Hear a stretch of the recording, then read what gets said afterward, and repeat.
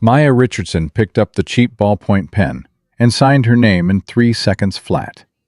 No tears, no begging, no fight for the mansion, the stocks, or the 3 years she'd poured into a man who was already texting his 24-year-old mistress under the table. Derek's mother laughed out loud. Finally, now she can go back to wherever she came from. Maya stood, smoothed her worn cardigan, and walked out with nothing but a suitcase and a rescue dog.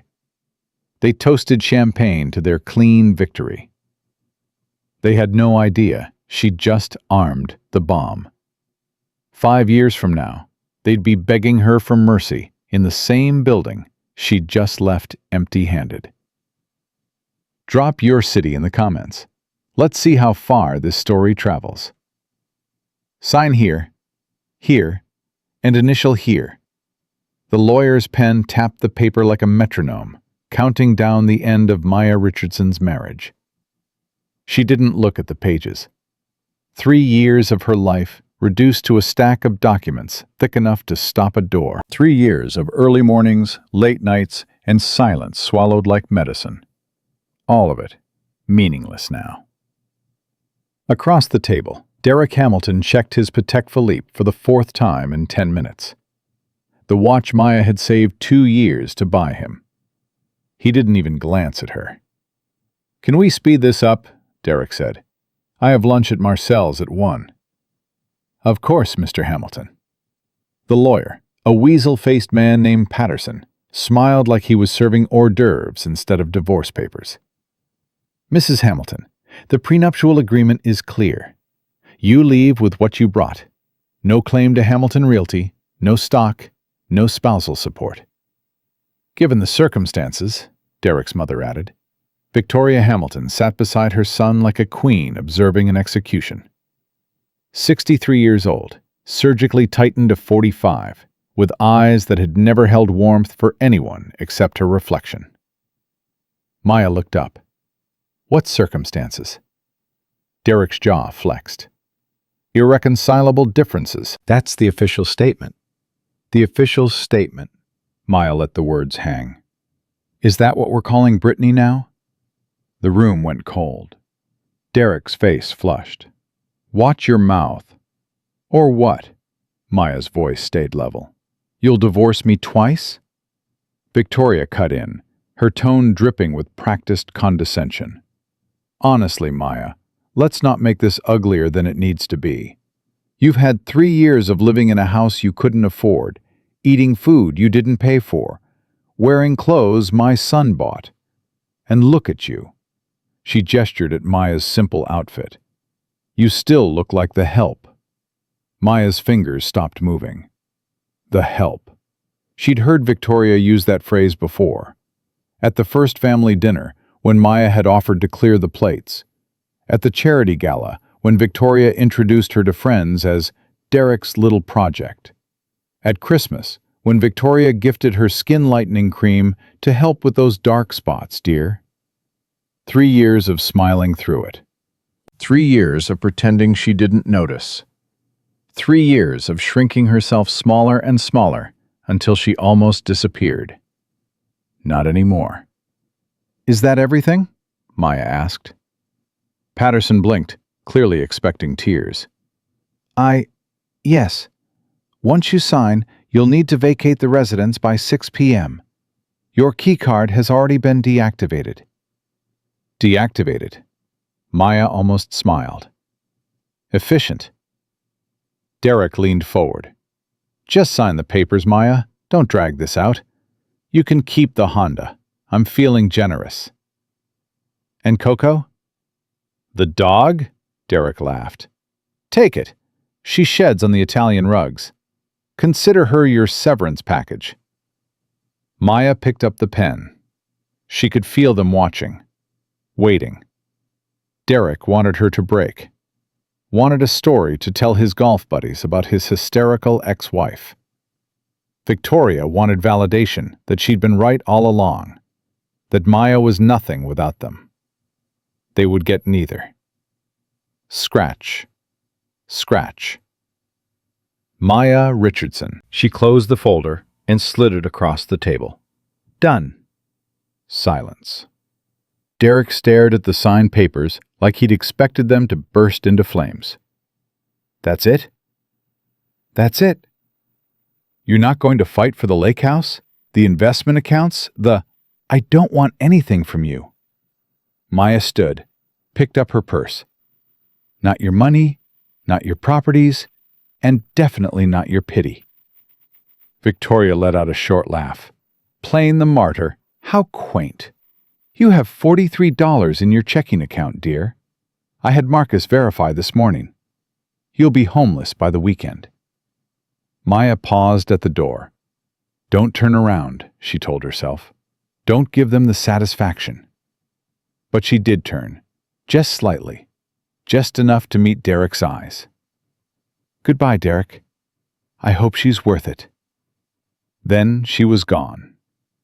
Victoria reached for her compact mirror. Well, that was anticlimactic. Derek didn't respond. He was still staring at the door. She didn't even cry, he muttered. Of course not. She's in shock. Give it a week. Victoria freshened her lipstick. She'll realize what she's lost and come crawling back. They always do. Right. Derek loosened his tie. They always do.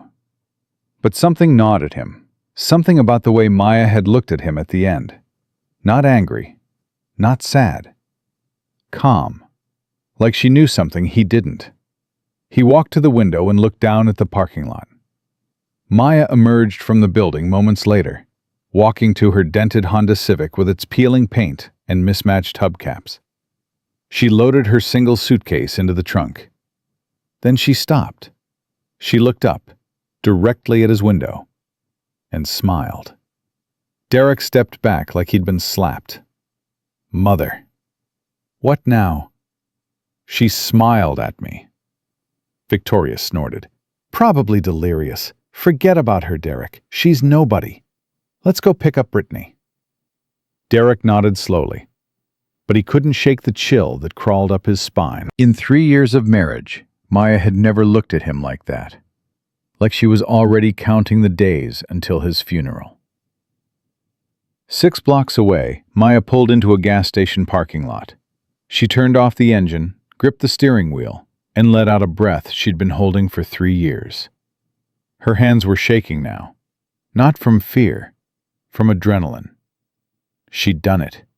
She'd actually done it. The tears came then, hot and fast, streaming down her face. Not grief. Release. Like finally setting down a weight she'd been carrying so long, she'd forgotten what her shoulders felt like without it. 3 years of biting her tongue when Victoria called her exotic. 3 years of watching Derek take credit for her ideas in meetings. 3 years of coding until 4 a.m. while he slept off his hangovers, building an algorithm that made Hamilton Realty millions, and never seeing a dime or a thank you. 3 years of planning.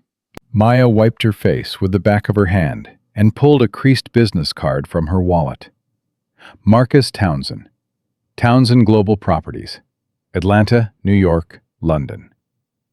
She'd met Marcus 2 years ago at a charity auction. He was 71, a legend in Atlanta real estate, and one of the wealthiest black men in the Southeast. While Derek worked the room for handshakes and photo ops, Marcus had found Maya alone by the silent auction tables. "You're the one who built the algorithm," he'd said. No introduction, no small talk. Maya's heart had stopped. "I don't know what you're—" "Don't." His voice was kind but firm. "I've been in this business 50 years. I know talent when I see it. And I know a woman being buried by a man who can't stand that she's smarter than him." He'd pressed the card into her palm. "When you're ready to stop being invisible, call me. I don't invest in companies. I invest in people. And you, young lady, are the best investment I've never made." She'd kept that card for 2 years. Through every insult, every dismissal, Every night she'd spent wondering if she was crazy to stay. Now she dialed the number. Marcus Townsend's office. This is Maya Richardson. Mr. Townsend told me to call when I was ready. She took a breath. I'm ready. A pause. Then, please hold, Ms. Richardson. 10 seconds later, a familiar voice came on the line. Maya. Marcus sounded like he'd been expecting her call for years. How did it go? I'm out. Signed everything. Everything? A hint of concern. The intellectual property clause? Maya allowed herself a small smile. They didn't include one. Silence. Then Marcus laughed, a deep, rich sound like aged bourbon. They were so focused on protecting the real estate, they forgot about the software. They forgot who built it. That they did. His voice shifted, sharper now. The algorithm you developed, the one Derek's been licensing to every firm in the city, you built that on your personal equipment, correct? On your own time? Every line of code. And the patent you filed 18 months ago under your maiden name. Approved. They never noticed. Marcus was quiet for a moment. When he spoke again, his voice was softer. You've been planning this for a long time. 3 years. They have no idea what's coming. No, they don't. Good. She could hear him smiling through the phone. Be at my office tomorrow, 9 sharp. Bring everything, every file, every document, every email. We're going to build something together, Maya. And when we're done, the people who threw you away are going to watch you become the most powerful woman in this city. Maya looked through the windshield at the gray Atlanta sky. I need you to understand something, Marcus. What's that? I don't just want to succeed. I want them to see it. I want them to know exactly who they discarded and exactly what they lost. That's not revenge, Maya. That's justice. His voice hardened with something like pride. And I've spent my entire career serving justice to people who thought they were untouchable. 9 o'clock. Don't be late. The line went dead. Maya sat in silence for a long moment. $43 in her account. A dented Honda with 180,000 miles. A rescue dog waiting at a friend's apartment. And a patent worth millions that Derek Hamilton didn't even know existed. She started the engine. That night, Derek Hamilton lay in his king-sized bed with Brittany curled against him. The same bed he'd shared with Maya for 3 years. The sheets were new. Brittany had complained the old ones smelled like sadness. We should redecorate, Brittany murmured, half asleep. This room is so boring. It's like a hotel. Whatever you want, baby. Derek stared at the ceiling, unable to shake the image of Maya's smile. It's all ours now. Brittany was already drifting off. I want a walk-in closet and a shoe wall, like the Kardashians. Sure. He waited until her breathing deepened, then slipped out of bed and walked to the window. The city glittered below. His city. His kingdom. He'd won. He'd gotten rid of the dead weight without paying a cent. In 6 months, he'd marry Brittany in a destination wedding that would make the society pages. Hamilton Realty would go public within 2 years. His mother would finally stop nagging him about legacy. Everything was falling into place. So why did he feel like he'd just stepped into a trap he couldn't see? He thought about Maya's silence, the way she'd signed without reading, the way she'd walked out without looking back, until that final moment. She'll be back, he muttered to his reflection. They always come back. But some small voice in the back of his mind, the voice he'd spent years learning to ignore, whispered something different. She's not coming back. She's coming for everything. Derek closed the curtains and went back to bed. He didn't know that 300 miles away, in a cabin by Lake Hartwell, the worthless dump he'd let Maya keep in the divorce. She was sitting on the porch with her laptop open, Coco asleep at her feet, typing the first line of a 5-year plan. He didn't know that the algorithm powering his entire company was about to become very, very expensive. And he didn't know that the quiet woman he'd just thrown away was about to become the storm that would destroy everything he'd ever built. Maya saved the document and closed her laptop. The lake was black glass under a moonless sky. Crickets sang in the darkness. Somewhere, an owl called out, hunting. She scratched Coco behind the ears. 5 years, girl, she whispered. 5 years, and they'll never forget my name.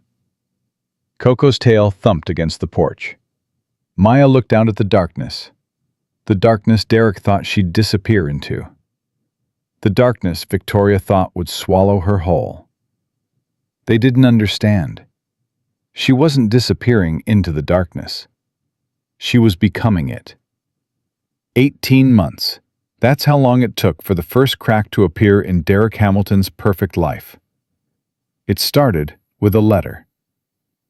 Derek was sitting in his corner office at Hamilton Realty, feet up on his mahogany desk, scrolling through photos from his honeymoon in Bora Bora. Brittany looked stunning in every shot.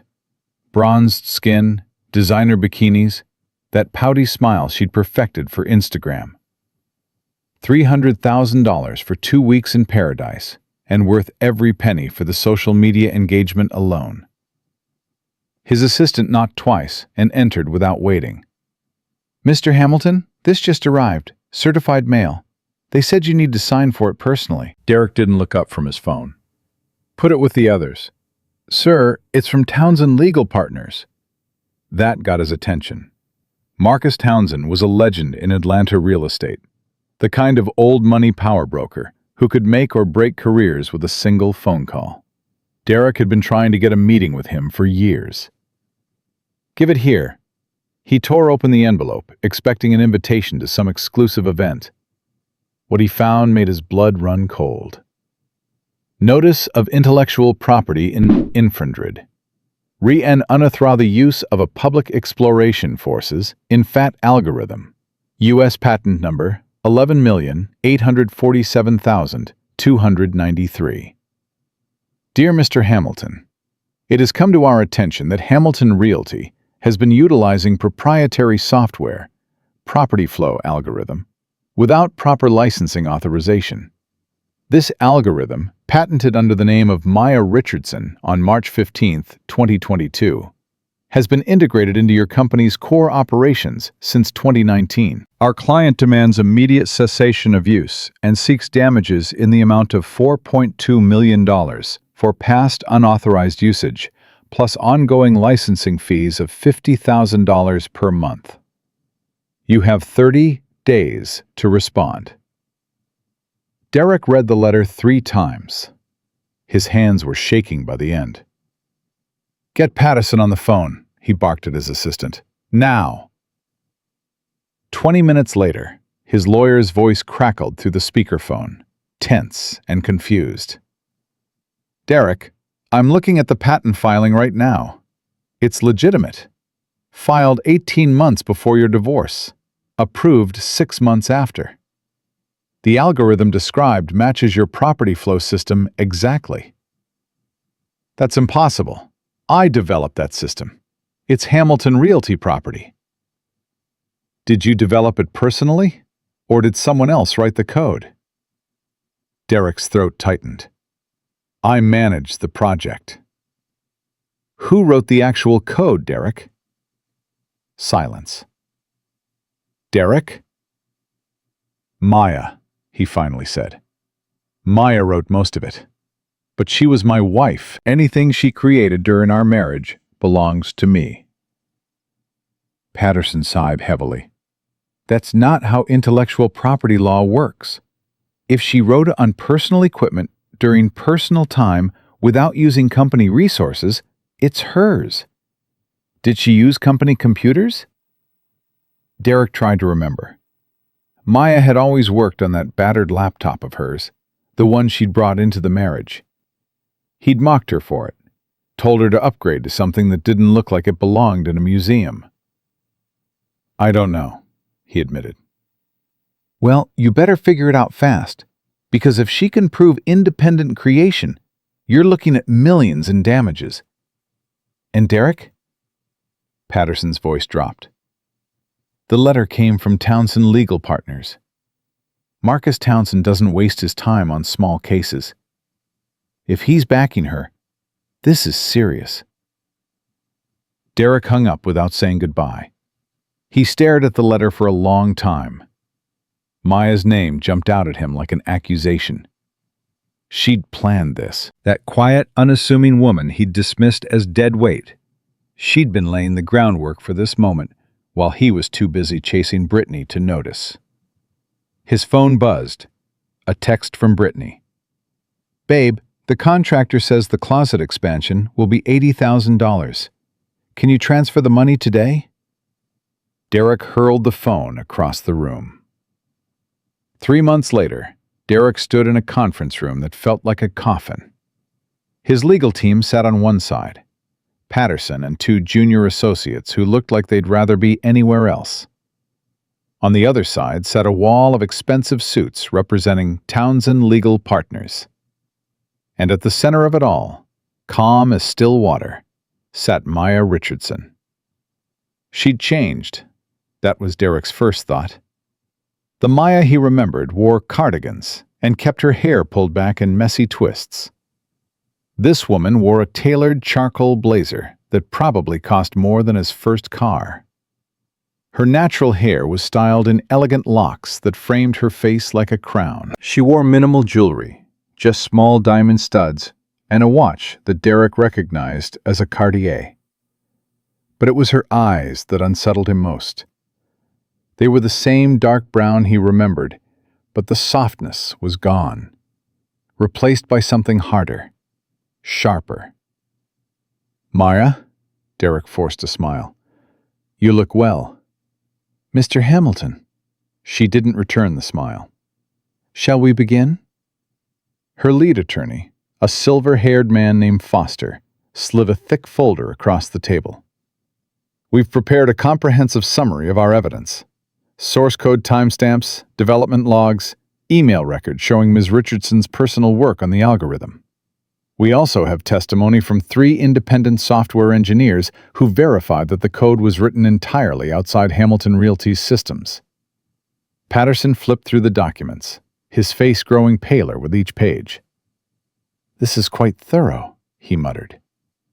"Ms. Richardson is quite thorough," Foster replied. "She's had 3 years to prepare." Derek slammed his hand on the table. "This is extortion. She was my wife. She lived in my house, ate my food, spent my money. And now she wants to rob me?" The room went quiet. Maya looked at him for the first time. Really looked at him. Her voice was soft, but carried the weight of 1,000 unsaid things. "I never spent your money, Derek. I earned my keep. Every dinner party I hosted, every investor I charmed while you were too drunk to speak, every algorithm I wrote while you took the credit. I earned that, and more. You signed away your rights in the divorce. I signed away my claims to your assets. My intellectual property was never part of that agreement." She tilted her head slightly. "Your lawyer should have caught that. But I suppose he was too busy helping you humiliate me to read the fine print." Derek turned to Patterson, fury building. "You told me the agreement was ironclad." Patterson's face was gray. "The prenup covered marital assets and spousal support. IP rights weren't specifically addressed because you assumed I had nothing worth protecting," Maya finished. "Everyone always does." Foster cleared his throat. "We're prepared to litigate this fully, if necessary. However, our client has authorized me to offer a settlement.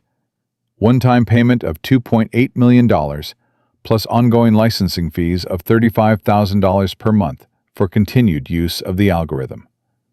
This is significantly less than what we'd pursue in court. 2.8 million? Derek laughed, high and desperate. I don't have that kind of liquid cash. Then I suggest you find it. Foster began gathering his papers. You have 14 days to respond. After that, we file suit and go public. I imagine your investors would be very interested to learn that Hamilton Realty's core technology belongs to someone else.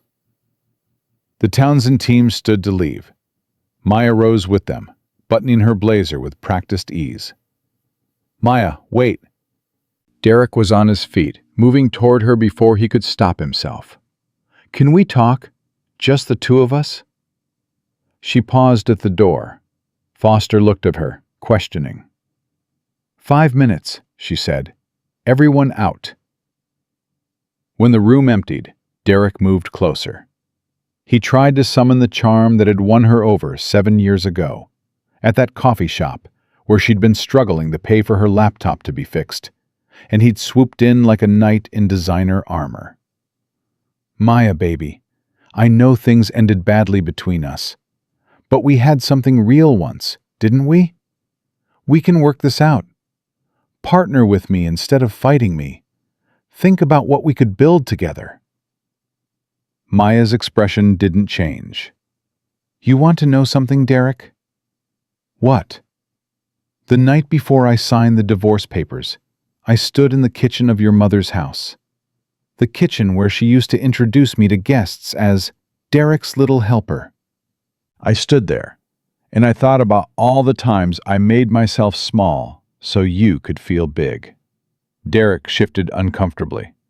I never asked you to. You didn't have to ask. That was the point. She stepped closer, and he caught a whiff of her perfume. Something expensive, nothing like the drugstore vanilla she used to wear. Do you know what your mother said to me the first time she met me? She said, "Oh, Derek, she's so articulate. Where did you find her?"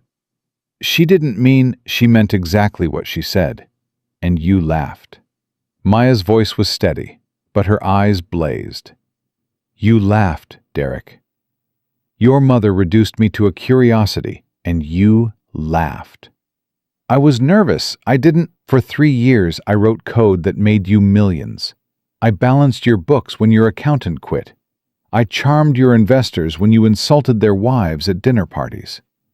I made you look competent when everyone in that office knew you couldn't run a lemonade stand without someone holding your hand. She was inches from his face now. And what did I get in return?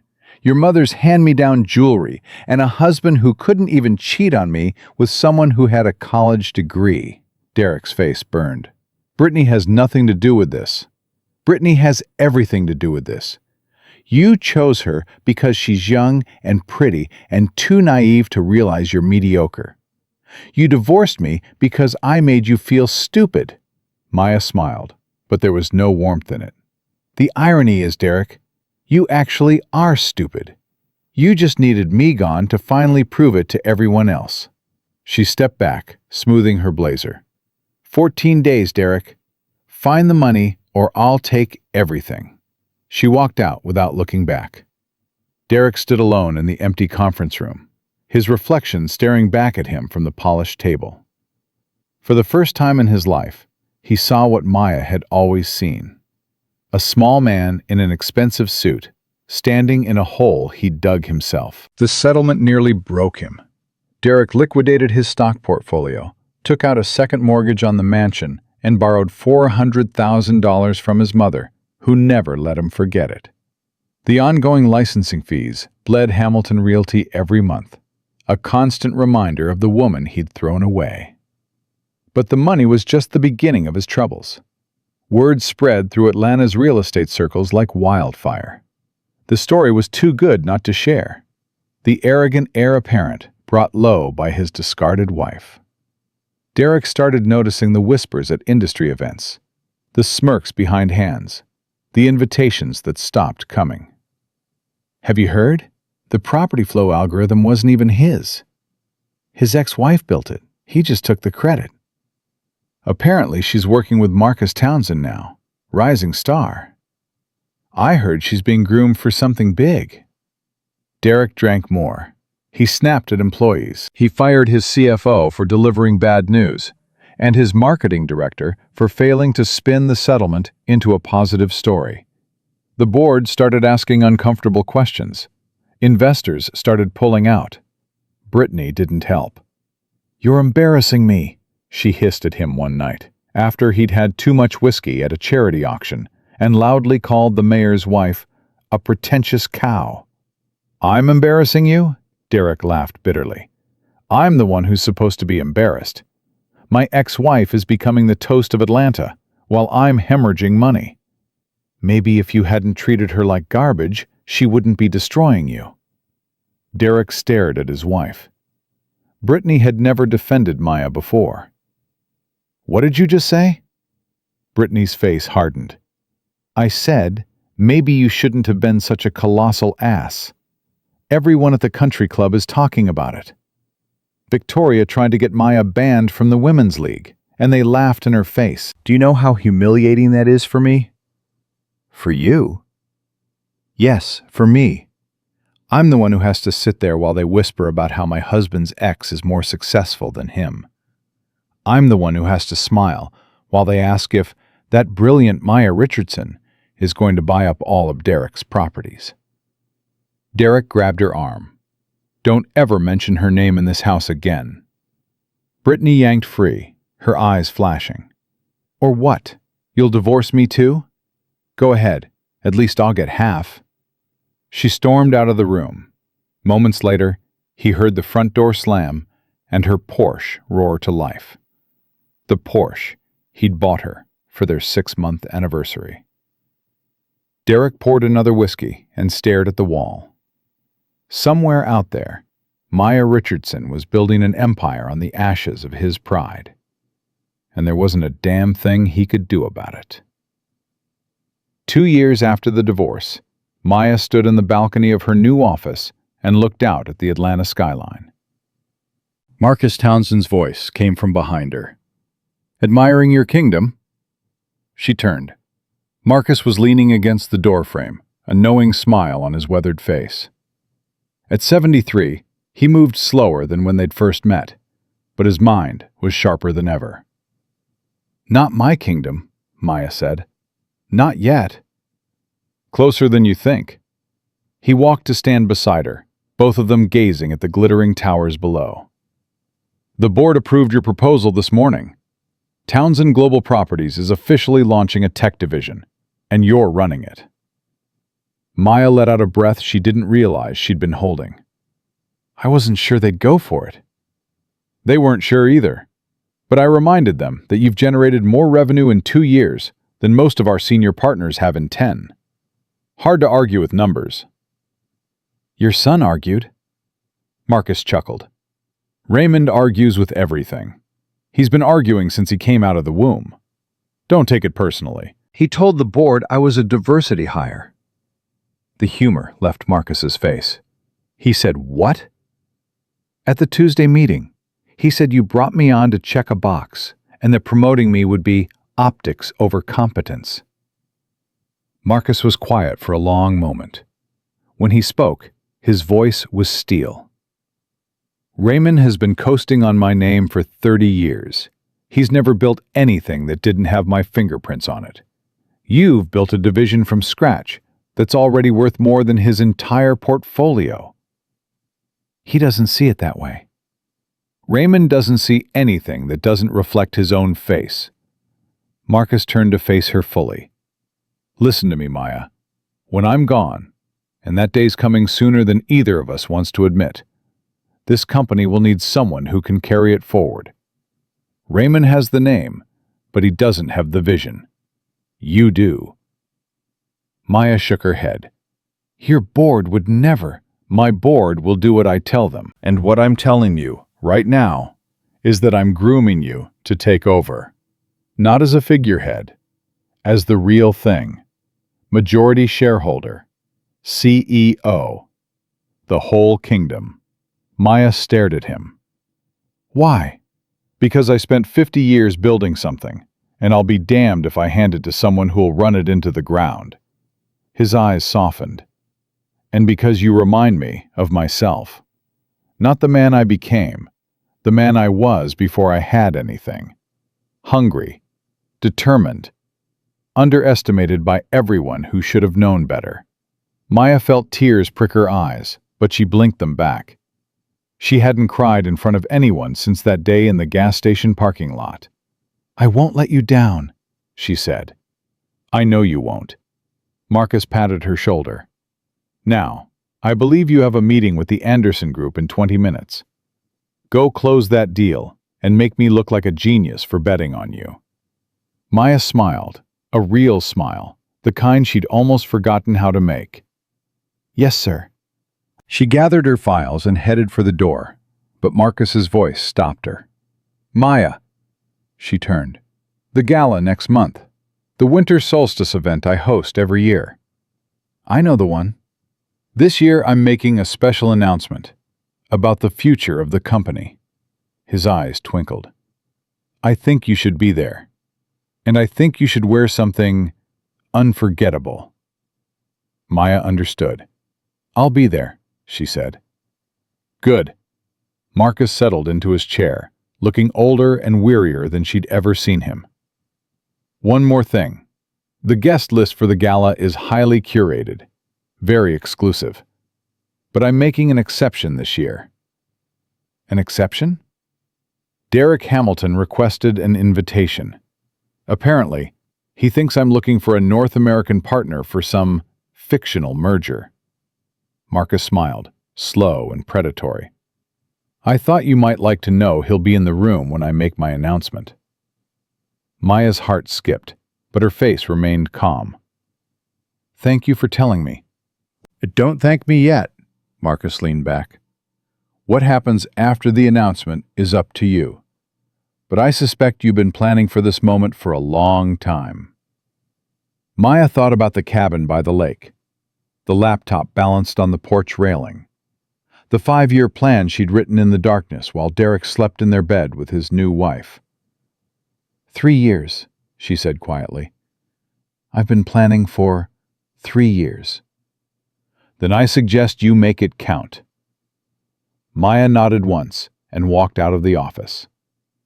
The countdown was almost over. 1 month before the gala, Derek Hamilton sat in his study, surrounded by bills. The mansion was quiet. Too quiet. Brittany had left 6 months ago, taking the Porsche, half his remaining assets, and what was left of his dignity. The divorce had been brutal. She'd hired the same law firm that had represented Maya, a cruelty that Derek suspected was intentional. His mother called daily, each conversation a fresh humiliation. "I had to decline the Worthingtons' holiday party," Victoria said through the phone, her voice brittle with resentment. "They specifically asked if Maya Richardson would be attending, and when I said we weren't associated with her, they laughed. They laughed at me, Derek." "Mother, I'm dealing with a lot right now." "You're dealing with the consequences of your own stupidity. I told you that woman was trouble the moment I met her." "You said she wasn't good enough for me." "And I was right. She wasn't good enough for you. She was too good for you. That's what I should have said. But you were too blinded by your ego to see it." The line went dead. Derek stared at his phone, then hurled it across the room. It hit the wall and shattered, joining the debris of empty bottles and unpaid invoices that littered his once pristine study. He was losing everything. Hamilton Realty was hemorrhaging clients. The licensing fees to Maya consumed a quarter of his operating budget. His stock portfolio was gutted. The mansion was mortgaged to the limit. He'd had to let go of the housekeeping staff, the groundskeeper, even his personal assistant. He was alone in a house that echoed with the ghosts of his failures. And then the invitation arrived. Derek almost threw it away with the rest of the junk mail, but the envelope caught his eye. Heavy cream paper, embossed with a silver crest. The Townsend family seal. He tore it open. "Mr. Derek Hamilton, you are cordially invited to the Townsend Winter Solstice Gala. This year, Mr. Marcus Townsend will be making a special announcement regarding the future of Townsend Global Properties. Your presence is specifically requested. Derek read it 3 times. This was it. This was his chance. The rumors had been swirling for months. Marcus Townsend was looking for a successor, someone to take over his empire when he retired. The old man had no competent heirs, and his board was nervous about the transition. Derek wasn't naive enough to think he was the top choice. But if he could get in the room, make an impression, pitch his vision for revitalizing Hamilton Realty, maybe, just maybe. He pressed the wrinkled invitation to his chest and laughed, a desperate, manic sound that echoed through the empty house. "I'm coming back," he whispered. "I'm coming back, and everyone who counted me out is going to eat their words." He didn't notice the postscript at the bottom of the invitation, typed in smaller font. P.S. The host particularly requests your attendance to witness the announcement. Please be prompt. You won't want to miss it. He didn't wonder why Marcus Townsend, who had never given him the time of day, was suddenly inviting him to the most exclusive event in Atlanta. He didn't think about Maya at all. That would prove to be his final mistake. The night before the gala, Maya stood in her apartment and stared at the dress hanging on her closet door. It was emerald green velvet, custom-made by a designer who owed Marcus a favor. Off the shoulder, fitted through the bodice, flowing into a subtle train. The kind of dress that made people stop talking when you entered a room. Coco sat at her feet, tail wagging, oblivious to the weight of the moment. "What do you think, girl?" Maya asked, scratching behind the dog's ears. "Too much?" Coco barked once. "You're right. There's no such thing as too much. Not tomorrow." Her phone buzzed. A text from Marcus. "Everything is ready. The board is aligned. The announcement goes live at 9 p.m. Are you prepared?" Maya typed back, "I've been prepared for 3 years." She set down the phone and walked to the window. The city glittered below. The same city that had watched her leave a conference room with nothing but a suitcase and $43. The same city that had whispered about her failure, her weakness, her insignificance. Tomorrow, they would watch her rise, and Derek Hamilton would have a front-row seat to the show. Maya smiled. Not from cruelty, not from vengeance, from justice. 5 years, she whispered to the darkness. 5 years, and they'll never forget my name. Tomorrow, the countdown would finally reach 0. The Townsend Winter Solstice Gala was the kind of event where fortunes were made, marriages were destroyed, and reputations were sealed in stone. 300 of Atlanta's most powerful people, dressed in their finest, gathered in the grand ballroom of the St. Regis to see and be seen. Derek Hamilton arrived 45 minutes early. He'd rented his tuxedo, a humiliation he would never admit to anyone. His last bespoke suit had been sold to cover the electric bill. But he'd polished his shoes until they gleamed, practiced his pitch in the mirror until his jaw ached, and convinced himself that tonight would change everything. "Name?" The woman at the registration table didn't look up. "Derek Hamilton, Hamilton Realty." She scanned her list, and Derek caught the flicker of recognition in her eyes, the slight curl of her lip. "Ah, yes, Mr. Hamilton. You're at table 14. Table 14. Derek knew enough about these events to understand the insult. Tables 1 through 5 were for major donors and industry titans. Tables 6 through 10 were for rising stars and favored guests. Tables 11 through 15 were for everyone else. He was seated with the nobodies. "There must be some mistake," he said, forcing a smile. "I was personally invited by Mr. Townsend." "Everyone here was personally invited, sir." The woman's smile was polite and utterly dismissive. Table 14 is to your left, near the service entrance. Enjoy your evening." Derek's jaw tightened, but he swallowed his pride and walked into the ballroom. The room was already buzzing with the low hum of expensive conversations. Crystal chandeliers cast everything in a golden glow. Waiters in white gloves circulated with champagne and canapes. Derek grabbed a glass from a passing tray and downed it in one gulp. He needed to find Marcus Townsend. Everything else was noise. "Derek? Derek Hamilton." He turned. A woman in her 60s, dripping in diamonds, was staring at him with undisguised curiosity. Margaret Chen, wife of a tech billionaire, one of Victoria's bridge club rivals. "Margaret, how lovely to see you. I almost didn't recognize you." Her eyes swept over his rented tuxedo. "You look different." "I've been focused on restructuring the company. No time for vanity." Her smile was sharp. "I heard about the restructuring. Brittany told the whole club about it during the divorce proceedings. Fascinating stuff." Derek's face burned. "Brittany has a tendency to exaggerate." "Does she? She said you had to sell your golf club membership to pay your licensing fees. Is that an exaggeration too?" Before Derek could respond, Margaret patted his arm with mock sympathy. "Don't worry, dear. I'm sure things will turn around. They always do for people like you." She paused. "Well, sometimes they do. Good luck tonight."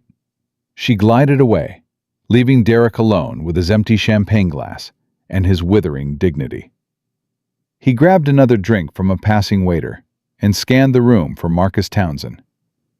The old man was holding court near the main stage, surrounded by a circle of admirers.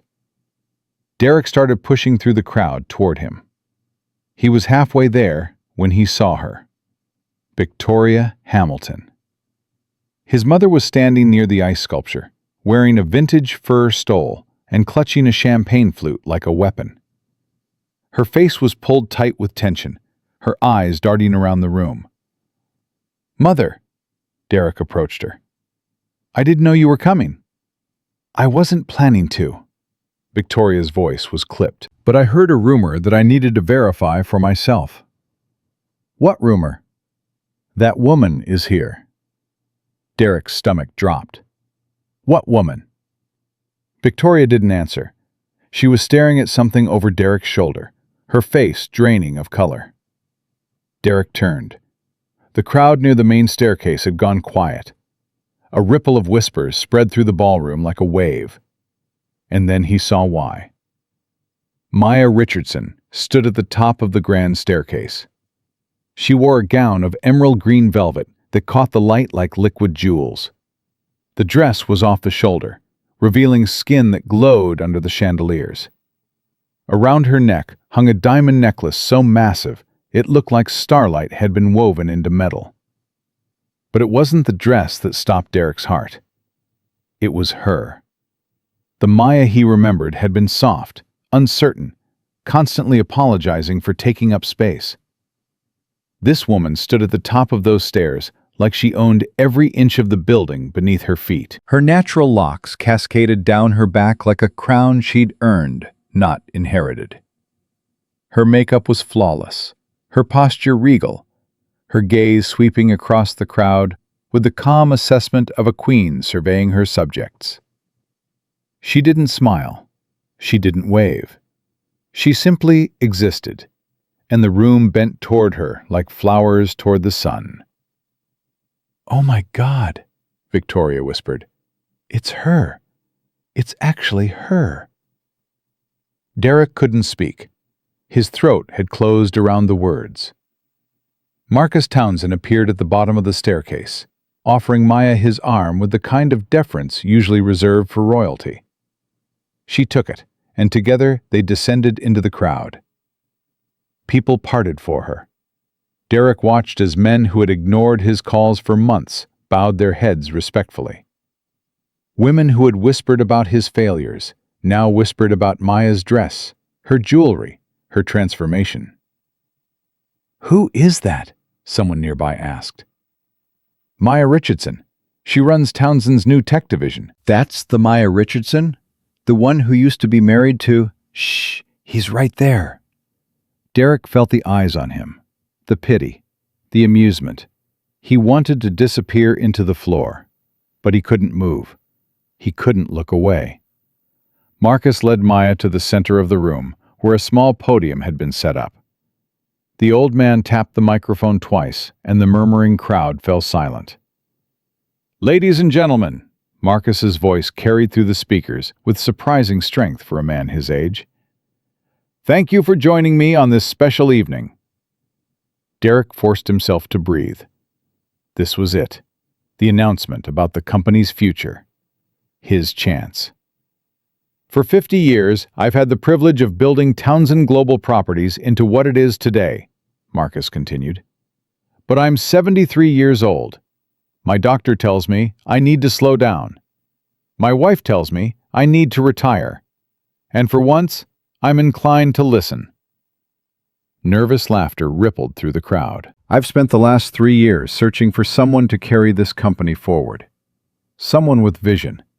Someone with integrity. Someone who understands that true success isn't measured in dollars, but in the lives you lift along the way. Derek straightened his jacket, preparing himself. I found that person in the most unlikely place, Marcus said. Not in a boardroom or a business school. I found her at a charity auction 3 years ago, standing alone, unnoticed by everyone in the room, including the man who should have recognized her brilliance. Derek's blood ran cold. Many of you know her work. Her property flow algorithm revolutionized real estate logistics across this city. Her leadership has grown our tech division by 340% in just 2 years. But what most of you don't know is how she got here. Marcus turned to look at Maya, his eyes warm with something like fatherly pride. 3 years ago, this woman walked out of a divorce proceeding with $43 in her bank account.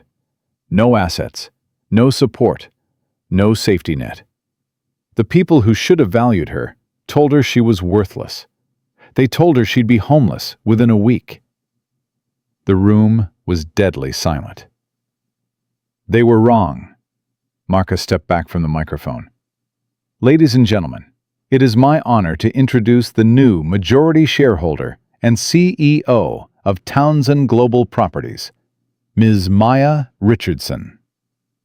The applause started slowly, then built into a thunderous wave.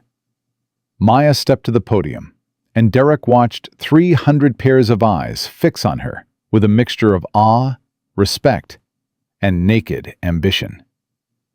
She waited for the applause to die down. When she spoke, her voice was steady, clear, and carried to every corner of the room. Thank you, Marcus, and thank you all for being here tonight. She paused, letting her gaze sweep across the crowd. For a fraction of a second, so brief Derek almost missed it, her eyes found his. Then she continued, as if he didn't exist. 3 years ago, I sat in a lawyer's office not far from here and signed away everything I'd built during my marriage. I didn't fight for a single dollar. People thought I was weak. They thought I was defeated. She smiled, but there was no warmth in it. I wasn't defeated. I was waiting. The room seemed to hold its breath. You see, I learned something valuable during those 3 years of marriage. I learned that the people who underestimate you are handing you a weapon. Every time they dismiss you, every time they take credit for your work, every time they tell you that you're nothing without them, they're showing you exactly who they are. And more importantly, they're giving you time. Maya's voice hardened. Time to plan. Time to build. Time to become someone they'll never be able to ignore again. She looked directly at Derek now, and he felt the weight of 3 years of silence pressing down on him. Some of you in this room know my story. Some of you were there when I was told I'd be sleeping under a bridge within a week. Some of you laughed. Derek wanted to shrink into the floor. I'm not here for revenge, Maya said, her voice softening slightly. Revenge is a waste of energy. I'm here because I refuse to let other people's small vision define my worth. I'm here because I had something to prove, not to them, but to myself. She straightened, her chin lifting. To everyone who was ever told they weren't enough, by a spouse, a parent, a boss, a stranger. I want you to know something. They were wrong. They were always wrong.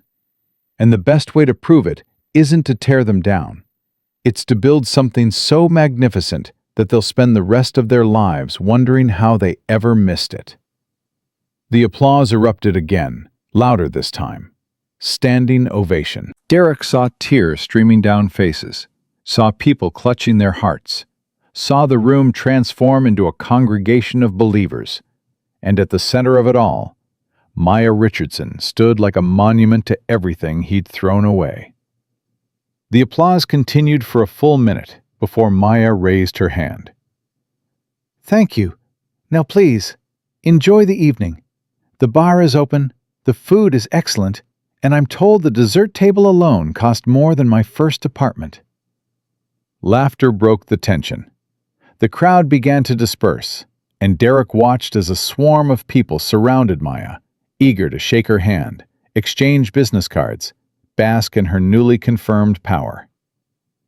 He stood frozen, his rented tuxedo suddenly feeling like a costume, his prepared pitch like the ramblings of a child. Derek, Victoria's voice was sharp. Derek, we need to leave. Now. No, he shook his head. No, I need to talk to her. Have you lost your mind? She just humiliated you in front of everyone who matters in this city. She didn't humiliate me. She didn't even mention my name. She didn't have to. Victoria grabbed his arm. Everyone knows. Look around you. They're all staring, whispering. We need to salvage what's left of our dignity and go. Derek pulled free. I'm not leaving until I talk to her.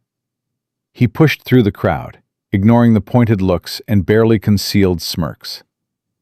Maya was speaking to a group of investors, laughing at something one of them said. She looked relaxed, confident, completely at ease in her power. Maya. The conversation stopped. The investors turned to look at Derek with expressions ranging from confusion to contempt. Maya's face revealed nothing. Mr. Hamilton. Her voice was polite, distant. I didn't expect to see you here. We need to talk. I'm rather busy at the moment. Please. The word felt like glass in his throat. 5 minutes. Something flickered in her eyes. Then she turned to the investors with a gracious smile. Would you excuse me? I'll find you all later. They dispersed with knowing glances. Maya stepped closer to Derek, close enough for him to smell her perfume. Jasmine and cold rain, expensive and unfamiliar. You have 2 minutes. Maya, He stopped. He'd rehearsed this moment 1,000 times, but now the words tangled on his tongue. I don't know where to start. Then let me make it easier for you. Her voice dropped, soft enough that only he could hear. You're here because you're desperate. Your company is failing. Your wife left you. Your mother can barely stand to look at you.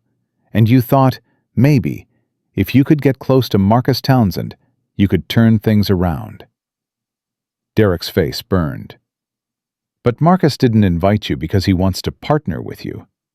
Maya's lips curved into something that wasn't quite a smile.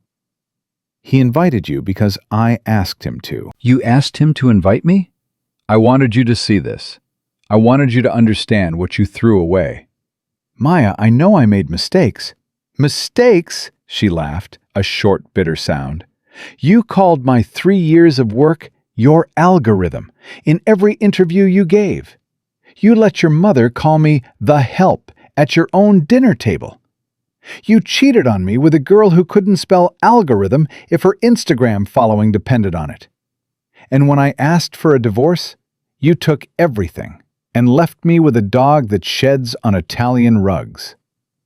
I was wrong. I know that now. You should have seen me. Maya's voice cracked just slightly before she composed herself. That's all I ever wanted, Derek. For you to actually see me. Not as an accessory. Not as your mother's project. Not as the help. Just me. Derek felt something twist in his chest, a feeling he barely recognized anymore.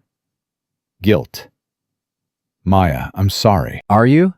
Or are you sorry because you got caught? Because there's a difference.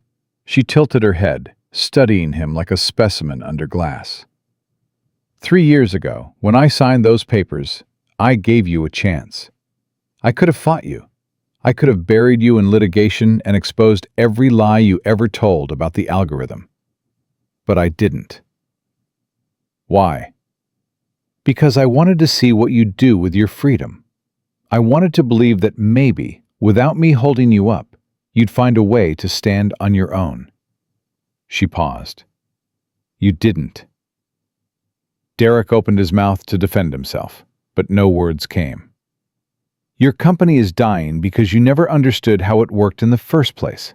Your marriage failed because you chose someone who loved your money instead of you. Your mother blames everyone but herself because she raised a son who never learned to take responsibility.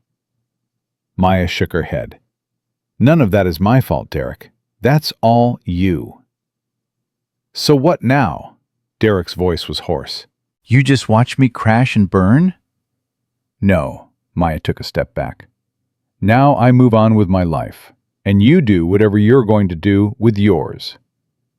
That's it? After everything? What did you expect? For the first time, genuine emotion crossed her face.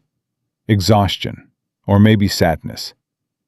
Did you think I'd take you back? Give you a job? Write you a check? I spent 3 years rebuilding myself from nothing, Derek. I don't owe you a rescue. I'm not asking for a rescue. I'm asking for a chance. You had a chance. You had 3 years of chances.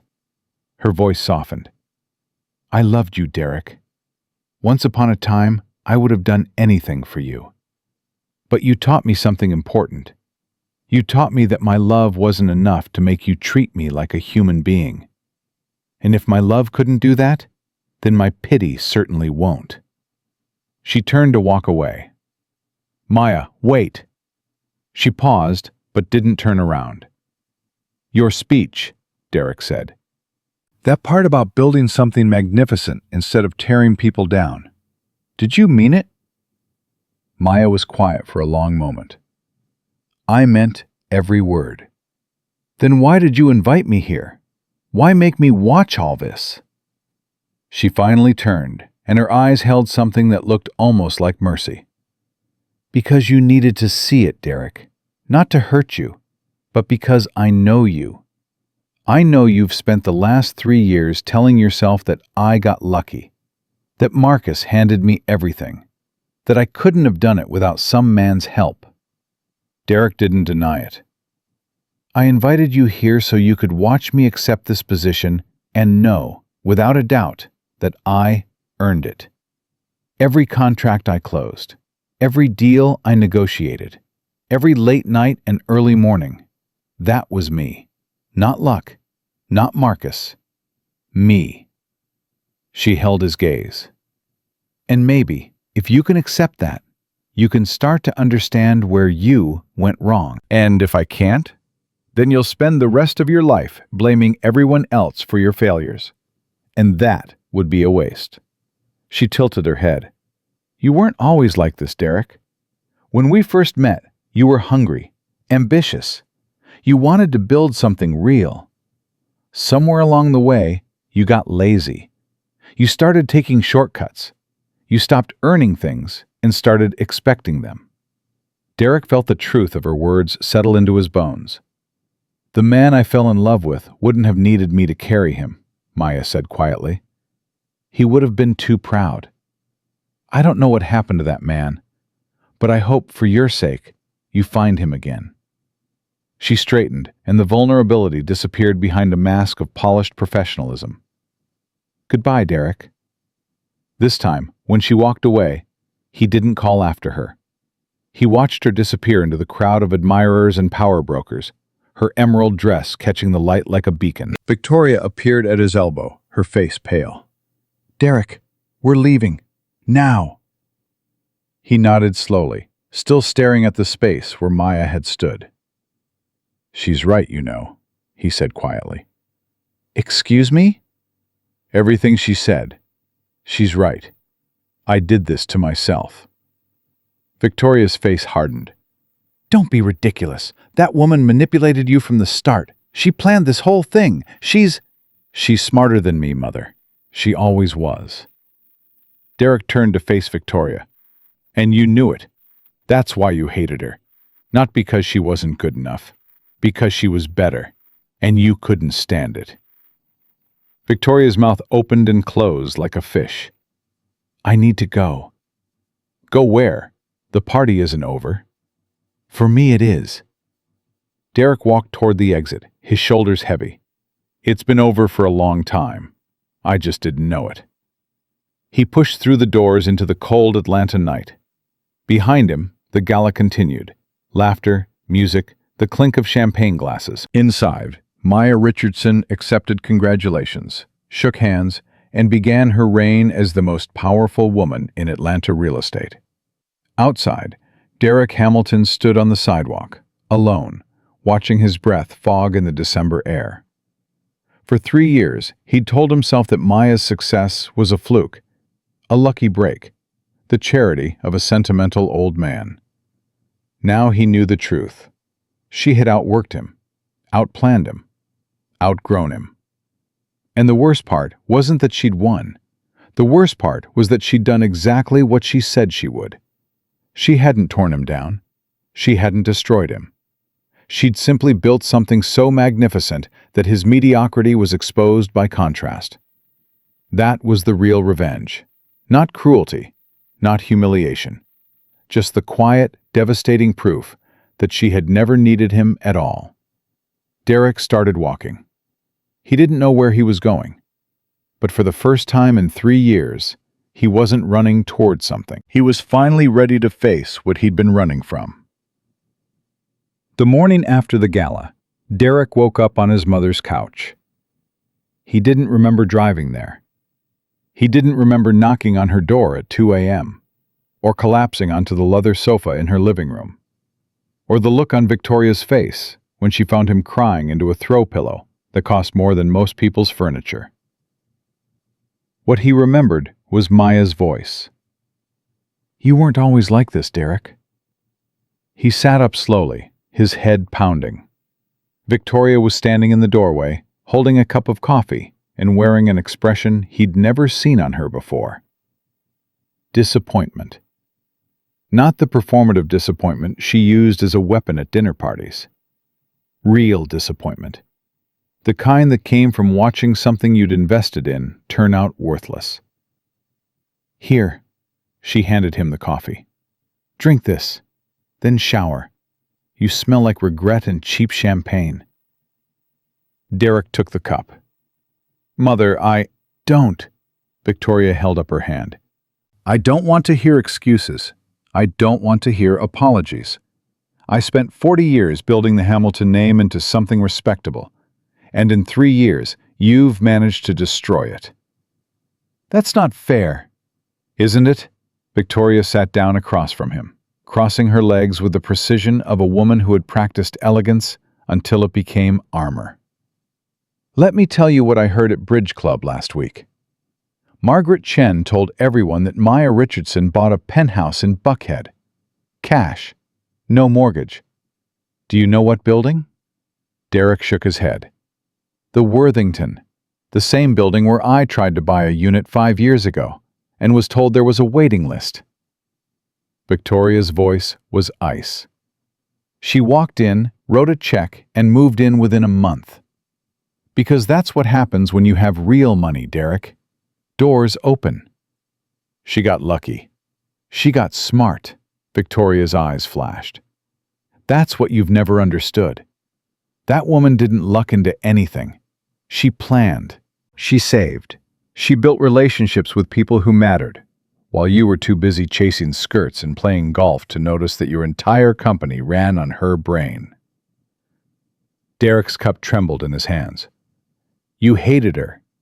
I underestimated her. There's a difference. Victoria leaned forward. I thought she was beneath you. I thought she was some charity case you'd picked up to make yourself feel generous. I was wrong. She was the smartest person in every room she walked into, and we were all too arrogant to see it. So what am I supposed to do now? Victoria stood, smoothing her silk robe. That's not my problem anymore. I've bailed you out of one disaster after another since you were 16 years old. The DUI in college, the sexual harassment settlement at your first job, the gambling debts you thought I didn't know about. I kept writing checks because I believed, eventually, you'd grow up. She walked to the door. I was wrong about that too. Mother, please. You have until noon to shower, dress, and leave. After that, my housekeeper will assume you're a trespasser. She paused at the threshold. One more thing. The family attorney called this morning. I'm restructuring my estate. You'll still receive an inheritance, but it will be held in trust until you can demonstrate fiscal responsibility. If you want access to that money, you'll have to earn it. The door closed behind her. Derek sat in the silence, the coffee growing cold in his hands. For the first time in his life, he was completely alone. No wife, no company, no mother rushing to rescue him. Just a man in a rented tuxedo, sitting in a house that was no longer his home, realizing that everything Maya had said was true. He had no one to blame but himself.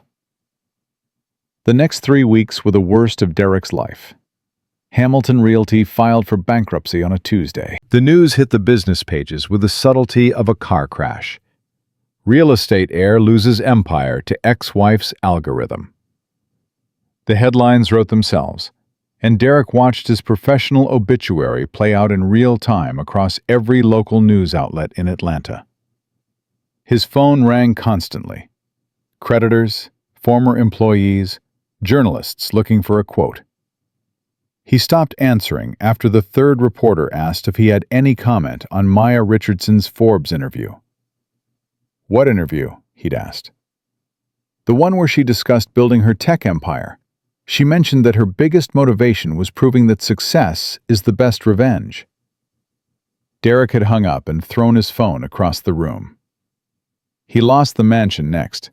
The bank foreclosed on a Friday, giving him exactly 72 hours to vacate. He spent those 3 days wandering through empty rooms, remembering the life he'd built there.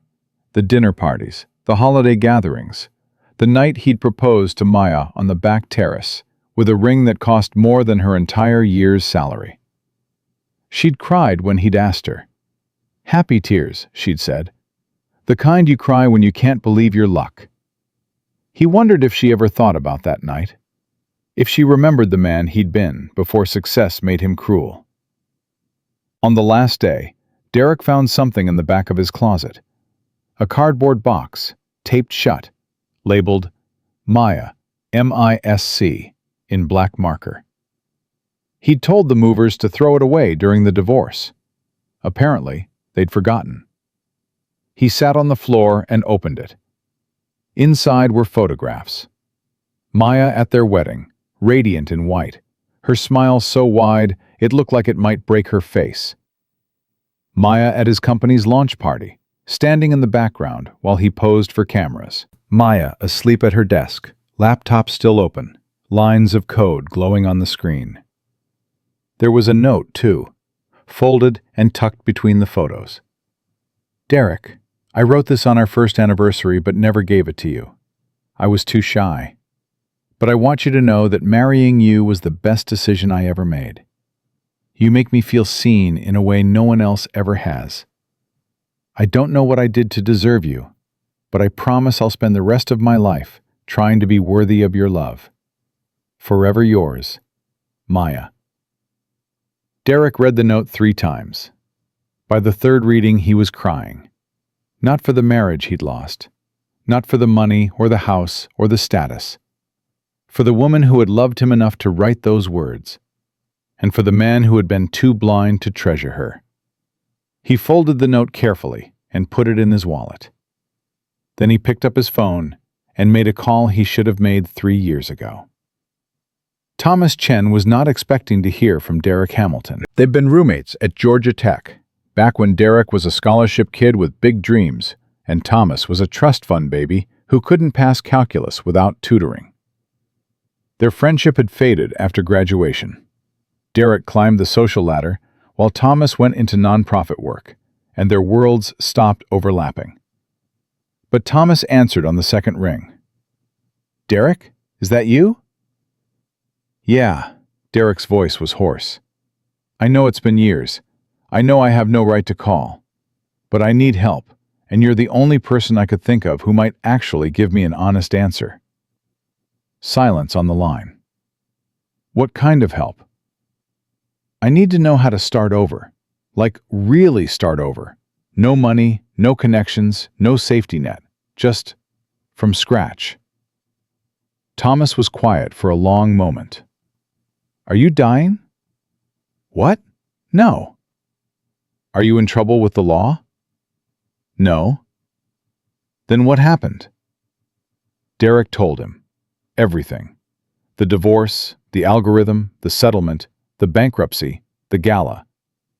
By the end, he was sitting on the floor of his empty mansion, speaking into the phone like it was a confessional. "I destroyed everything," Derek finished. "And the worst part is, I can't even blame anyone else. It was all me.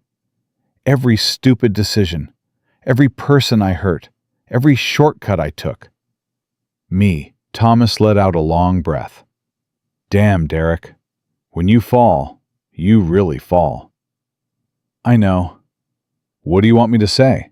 That it's not your fault? That you'll bounce back?" "No. I want you to tell me the truth. Can I come back from this?" Another pause. "You want my honest opinion?" "Yes." "You were always smart, Derek. Even back in college, you had this ability to see opportunities other people missed. But somewhere along the way, you stopped using your brain and started relying on your charm. Charm will get you in the door, but it won't keep you in the room. So what do?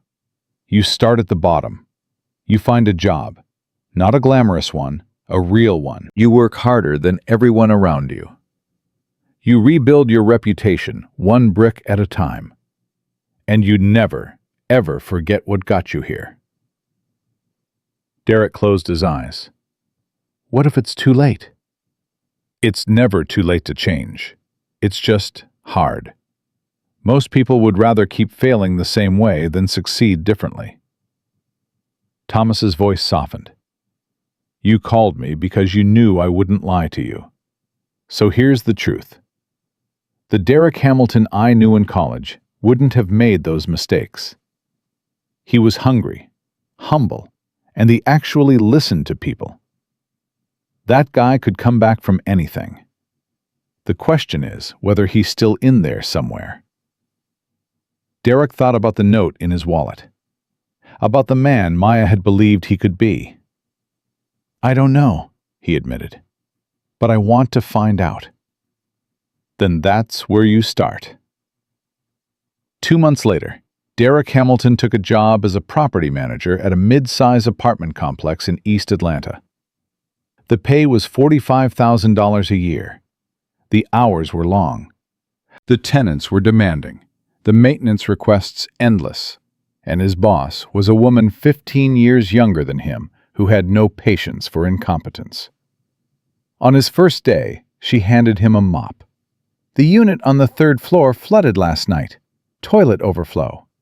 Get it cleaned before the new tenant moves in at 3. Derek stared at the mop like it was a foreign object. "Is there a problem, Mr. Hamilton?" He thought about his corner office at Hamilton Realty.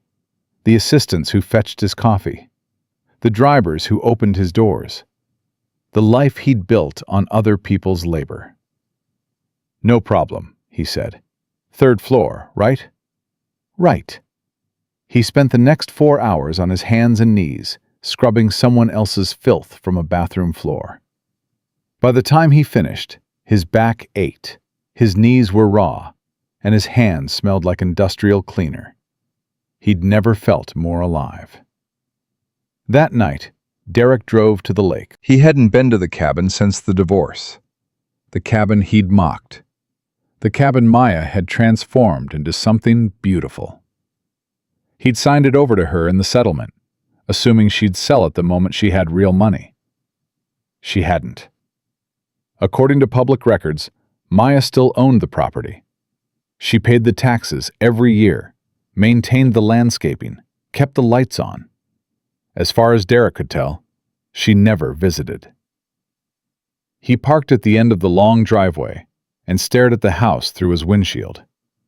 It was beautiful. New cedar siding, floor-to-ceiling windows, a wraparound porch with string lights that glowed softly in the darkness. Nothing like the rotting dump he'd dismissed 3 years ago. She'd built this. With her own hands, probably. While he was partying in Bora Bora with Brittany, Maya was here, swinging the hammer, replacing roof tiles, turning his insult into something magnificent. That was who she was. That was who she'd always been. A builder. He'd spent his whole life thinking he was the architect of his success. But he was just a demolition expert, tearing down everything he touched. Derek sat in the car for an hour, watching the empty cabin. Then he drove away. 6 months into his new job, Derek was promoted to assistant manager. It wasn't much. A small raise, a slightly less humiliating title. But he'd earned it. Every shift he worked, every complaint he handled, every flooded toilet he cleaned. His boss, Keisha, told him he was the hardest working employee she'd ever had.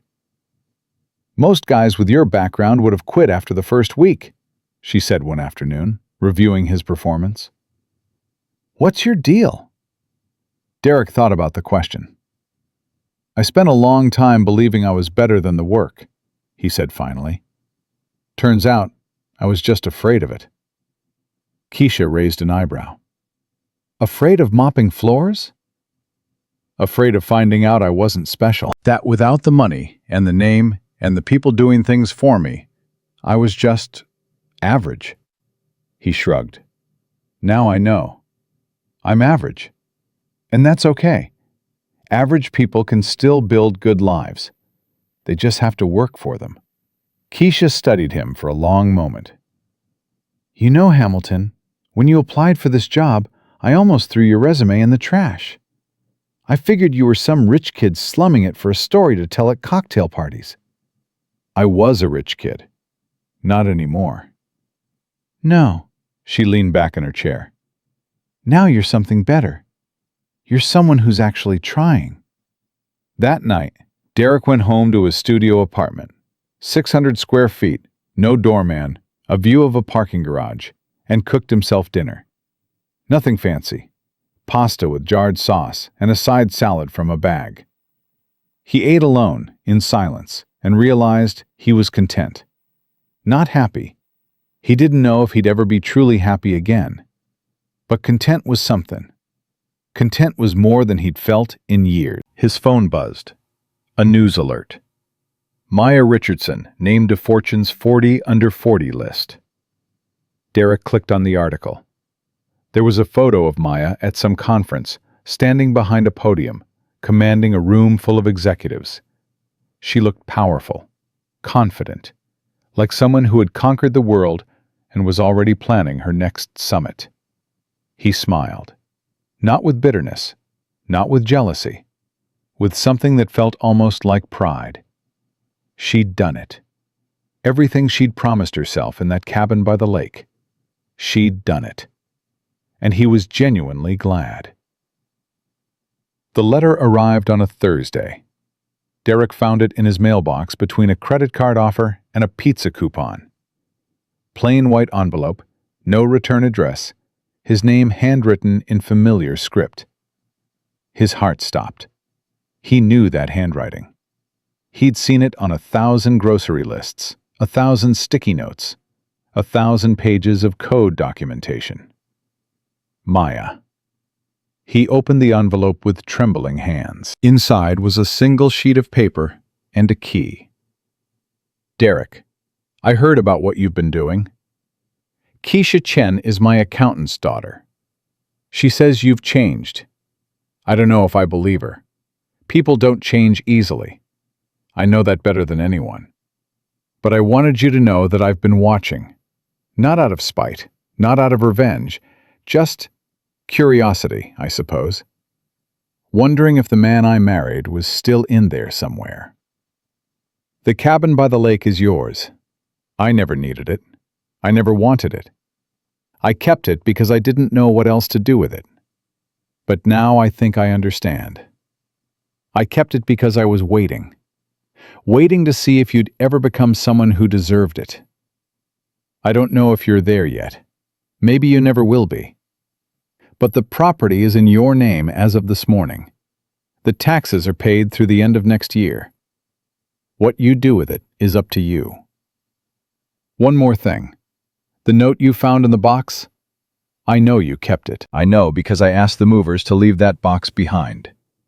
I wanted you to remember who we were before everything went wrong.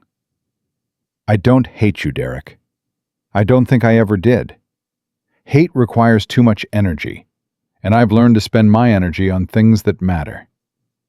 But I do hope you find whatever it is you're looking for. I hope you build something good with whatever time you have left.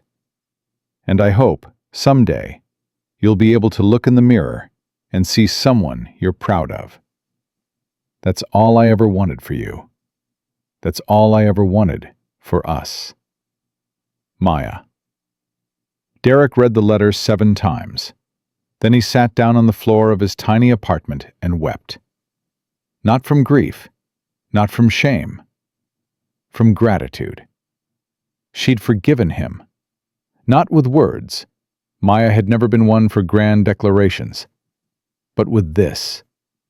A cabin. A second chance. A gift from the woman he'd hurt most, offered without condition or expectation. He didn't deserve it, but maybe, just maybe, he could become someone who did. The drive to the lake took 2 hours. Derek arrived at sunset, the sky bleeding orange and pink over the water. The cabin looked exactly as he remembered from his late-night surveillance. Beautiful, warm, nothing like the place he'd dismissed as worthless. He walked up the porch steps, key in hand. The door swung open easily. Inside, the cabin was furnished simply but elegantly. A leather couch, a wooden coffee table, bookshelves lined with novels and technical manuals and philosophy texts. In the corner, a desk with a single photograph in a silver frame. Derek picked it up. It was their wedding photo. Maya, radiant in white. Derek, young and hopeful, looking at her like she'd hung the moon. He set the photo back down. On the desk was a notebook, Maya's handwriting again. He flipped it open to the first page. October 12th. Replaced the roof myself today. Saved $5,000. My hands are bleeding, but I feel like I could climb a mountain. November 3rd. Derek's mother called. Asked if I was enjoying my little shack. I told her I was enjoying building something with my own hands. She hung up. December 24th. First Christmas alone. Made myself hot chocolate and watched the snow fall on the lake. It's peaceful here. For the first time in years, I don't feel like I'm disappearing. January 15th. Marcus called. He wants to meet. He says he sees something in me. I don't know what that means, but I'm going to find out. March 3rd. I think I'm going to be okay. I think, maybe, I was always going to be okay. I just needed to stop waiting for someone else to give me permission. Derek closed the notebook. He understood now. This cabin wasn't just a house. It was a record, a testament. 3 years of Maya Richardson rebuilding herself from the rubble of their marriage, one day at a time. And she'd given it to him. Not as punishment, not as a reminder of his failures, as a blueprint. Derek walked to the window and looked out at the lake. The last rays of sunlight were fading, turning the water from gold to silver to black. "Thank you," he whispered to the empty room. Then he sat down at Maya's desk, opened a fresh notebook, and began to write. Day 1. I'm starting over. I don't know what I'm building yet, but I know I can't build it the way I used to. This time, I have to do it right. This time, I have to earn it. 2 years passed like water through open fingers. Derek Hamilton learned how to fix a leaky faucet. He learned how to patch drywall, replace a garbage disposal, and talk a panicked tenant through a 3 a.m. pipe burst without losing his temper. He learned that a genuine apology could diffuse most conflicts, and that listening, really listening, was a skill he'd never bothered to develop. He learned how to be small. Not defeated, not broken, just small. The kind of small that comes from understanding your place in the world and accepting it without resentment. The cabin became his sanctuary. Every weekend, he drove the 2 hours to Lake Hartwell, sat on the porch Maya had rebuilt, and wrote in his journal. He documented his failures with brutal honesty. Every shortcut, every lie, every moment he'd chosen ego over integrity. The pages filled slowly, painfully, like blood drawn from a wound that needed to drain before it could heal. One evening, his phone rang. An unknown number. "Hello? Mr. Hamilton? This is Raymond Townsend, Marcus's son." Derek's stomach clenched. He hadn't spoken to anyone from the Townsend organization since the gala. "What can I do for you?" "My father is dying." The words hit like a physical blow. "What?" "Pancreatic cancer, stage 4. The doctors give him 3 months. Maybe less." Raymond's voice was tight, controlled. "He's asking for you." "For me? Why?" "I have no idea." But he was very specific. He wants to see Derek Hamilton before he dies. I told him he was wasting his time, but he insisted. Derek sat down heavily on his second-hand couch. "When?" "Tomorrow, 4 o'clock. His home in Buckhead. Don't be late. He doesn't have time to waste." The line went dead. Derek stared at his phone for a long time. Marcus Townsend. The man who had taken everything from him. Or, more accurately, the man who had helped Maya take back what was always hers. Why would he want to see Derek now, at the end? Only one way to find out. The Townsend estate was exactly what Derek expected. Sprawling, elegant, dripping with the kind of old money that didn't need to announce itself. A butler led him through marble hallways lined with art that probably cost more than Derek's annual salary. Marcus was in the library, seated in a leather chair by the fireplace. He looked smaller than Derek remembered. Frailer. The cancer had eaten away at him, leaving behind a shell of the commanding presence that had dominated Atlanta real estate for half a century. But his eyes were still sharp. "Hamilton," Marcus gestured to a chair across from him. "Sit." Derek sat. "You look different," Marcus observed. "Less polished, more human." "I've had a rough few years." "I know. I've been keeping tabs." Marcus smiled slightly. "Keisha Chen is one of my goddaughter's closest friends. She gives me reports." Derek felt a chill. You've been watching me?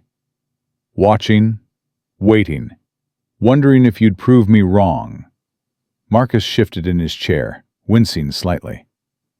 When Maya asked me to invite you to that gala, I thought she was making a mistake. I thought you'd use the opportunity to make a scene, play the victim, try to manipulate your way back into relevance. That's what men like you usually do. Men like me? Entitled men. Men who were born on third base and spent their whole lives believing they hit a triple. Marcus's gaze was unflinching. But you surprised me. You walked out of that ballroom without causing a scene. You didn't give interviews blaming Maya for your failures. You didn't sue or threaten or play dirty. You just disappeared. Derek shrugged. I didn't have any moves left. Plenty of men with no moves left still find ways to make everyone else miserable. You didn't. Marcus leaned forward slightly. Why? Derek thought about the question. He'd asked himself the same thing 1,000 times over the past 2 years. Because she was right, he finally said. Everything Maya said at that gala, about me taking credit, about me never seeing her, about me being lazy and entitled, all of it was true. I could have spent the rest of my life denying it, finding excuses, blaming everyone else. But what would be the point? The truth doesn't care if you believe it. Marcus nodded slowly. And the cabin? The letter she sent? How do you know about that? I know everything that happens in Maya's life. I've made it my business to know. Marcus's voice softened. She struggled with that decision for months. Whether to reach out. Whether you deserved a second chance. I told her it was her choice. But between us, I thought she was being foolish. And now? Now I think she was being wise. Which is why I asked you here. Marcus gestured to a folder on the table between them. Open it. Derek picked up the folder. Inside were legal documents, dense with corporate language he only half understood. What is this? My will. Specifically the portion dealing with the Marcus Townsend Foundation, a charitable trust I established 30 years ago to support affordable housing initiatives across the Southeast. Marcus watched Derek's face carefully. The foundation is worth approximately $200 million. When I die, someone will need to run it.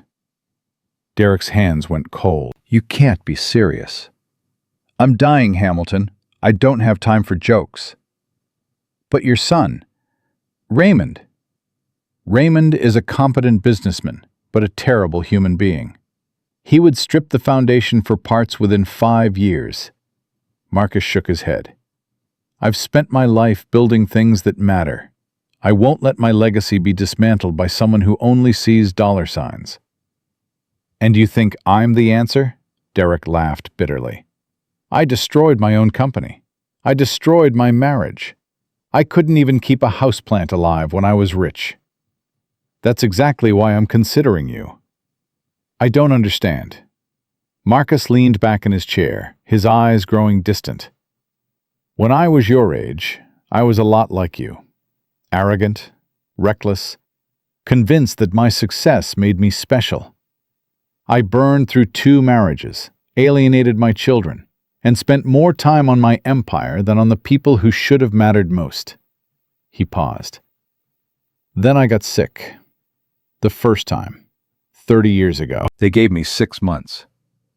But you survived. I survived, and I spent the next 3 decades trying to become someone worthy of the second chance I'd been given. Marcus's gaze refocused on Derek. The man who walked into that gala 2 years ago was not worthy of anything. But the man sitting in front of me now, the one who spent 2 years cleaning toilets and fixing leaky faucets without complaint, the one who drove to a cabin every weekend to write in a journal about his failures? He smiled. That man might be worth something after all. Derek felt tears prick his eyes. I don't know if I can do this. Neither do I. That's why it's not a guarantee. It's an opportunity. The Foundation Board will evaluate you over the next year. You'll work with them, learn the operations, prove you can handle the responsibility. If they approve, the position is yours. If they don't, Marcus shrugged. Then at least you'll have gained experience in something that matters. Why me? You could hire anyone. Someone with credentials, experience. I could. But credentials and experience don't build character. Suffering builds character. Failure builds character. And you, Derek Hamilton, have suffered and failed more spectacularly than anyone I've met in years. Marcus extended a thin, trembling hand. The question is whether you've learned anything from it. Derek stared at the hand. What does Maya think about this? I haven't told her. This is between you and me. She'll find out. She will, and she'll probably be furious with me. But Maya has already proven what she's capable of. She doesn't need any more challenges. Marcus's eyes twinkled. You, on the other hand, still have something to prove. Derek reached out and shook the old man's hand. I won't let you down. Don't make promises you can't keep. Just show up tomorrow, and every day after that. Marcus released his grip. Now get out. I'm tired, and I have a dozen other loose ends to tie up before I die. Derek stood. At the door, he paused. Mr. Townsend. What? Thank you for seeing something worth saving. Marcus waved a dismissive hand. Don't thank me yet. Prove me right first. Derek nodded and walked out into the fading afternoon light. For the first time in years, he felt something he thought he'd lost forever. Hope. 3 months later, Marcus Townsend died in his sleep. The funeral was the largest Atlanta had seen in decades. Politicians, celebrities, business titans. They all came to pay respects to a man who had shaped the city's skyline and its soul. Derek stood in the back, wearing a modest black suit, watching from a distance. Maya was in the front row, seated beside Marcus's widow. She wore black silk, her locks pulled back elegantly, her face composed with grief she wasn't trying to hide. When she rose to deliver the eulogy, the entire church fell silent. Marcus Townsend saved my life, she began, her voice steady but thick with emotion. Not in the dramatic way people talk about in movies. He didn't pull me from a burning building or donate a kidney. He did something harder. He believed in me when I had stopped believing in myself. Derek listened as Maya described their partnership, the late nights, the fierce arguments, the moments of triumph and doubt. She spoke of Marcus's humor, his stubbornness, his unwavering commitment to leaving the world better than he found it. He used to say that buildings were easy to construct, but legacies were hard to build, Maya continued. A building just needs materials and labor. A legacy needs something more. It needs people who will carry the vision forward after you're gone. Her eyes swept across the congregation. Marcus spent his final years choosing those people, training them, testing them, preparing them for a world without his guidance. She paused. Some of those choices were obvious. Some were surprising. But Marcus never made decisions lightly, and I've learned to trust his judgment, even when I don't understand it. For a fraction of a second, her gaze found Derek in the back of the church. He held his breath. Then she looked away and continued. Today, we bury a giant. But his work continues. His foundation continues. His legacy continues. And if we do our jobs right, the world will feel his presence for generations to come. She stepped down from the podium, and the organ began to play. Derek slipped out before the service ended. He didn't belong in that world anymore, the world of eulogies and handshakes and networking at funerals. He was something else now, something smaller, something still becoming. He drove to the cabin. The lake was mirror still, reflecting a sky heavy with winter clouds. Derek sat on the porch, wrapped in a blanket, and watched the water until the sun began to set. His phone buzzed. A text from an unknown number. "We need to talk. Tomorrow, 10 a.m., the foundation offices." It was from Maya. She knew. Derek arrived at the Townsend Foundation offices at 9:45, his heart pounding against his ribs like a trapped animal. The receptionist led him to a conference room where Maya was already waiting, standing by the window with her back to the door. She turned when he entered. "Close the door." He closed it. For a long moment, neither of them spoke. Maya studied him with eyes that had grown even sharper over the years, assessing, calculating, seeing through every defense he might have tried to raise. "Marcus told me about his plan," she finally said. 3 days before he died. He made me promise not to interfere.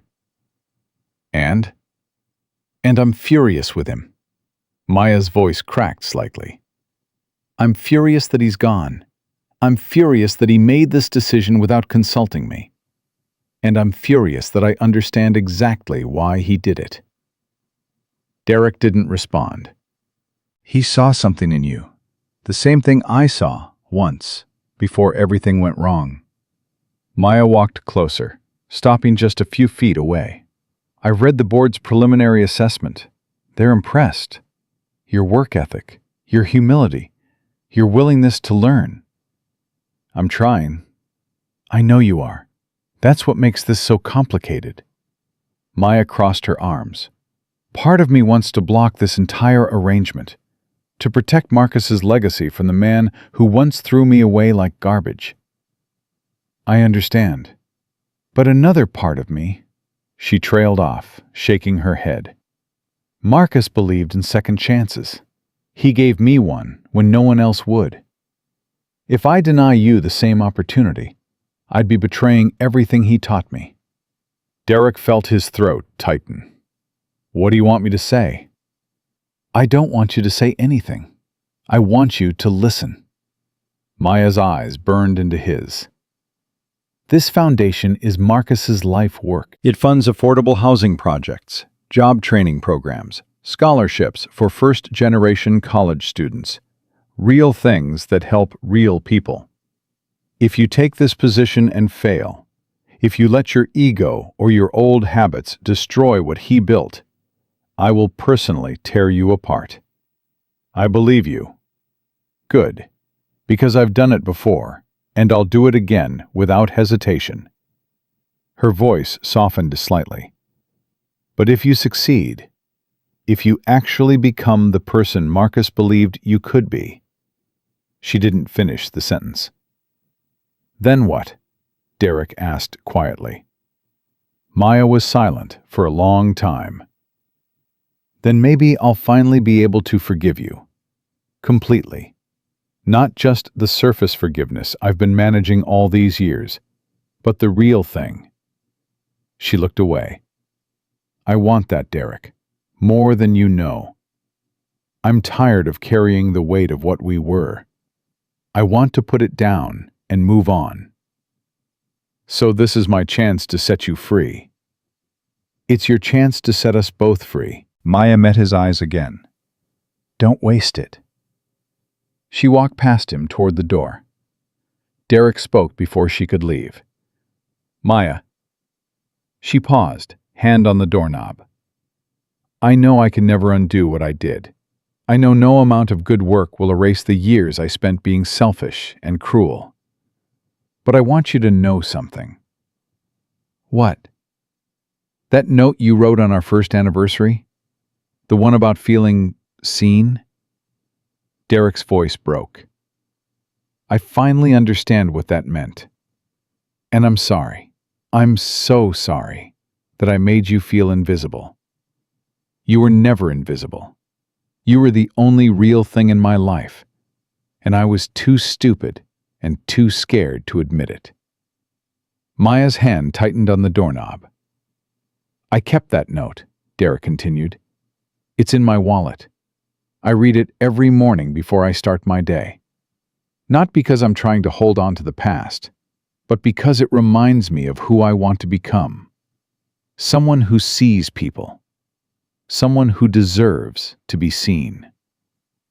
For a long moment, Maya didn't move. Then, slowly, she turned. There were tears on her face. That's all I ever wanted, she whispered. For you to see me. To really see me. I see you now.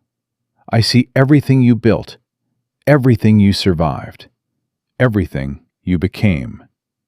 Derek took a step toward her, then stopped himself. And I'm proud of you, Maya. Not because of the money or the title or the power. Because you never let the worst moments of your life define you.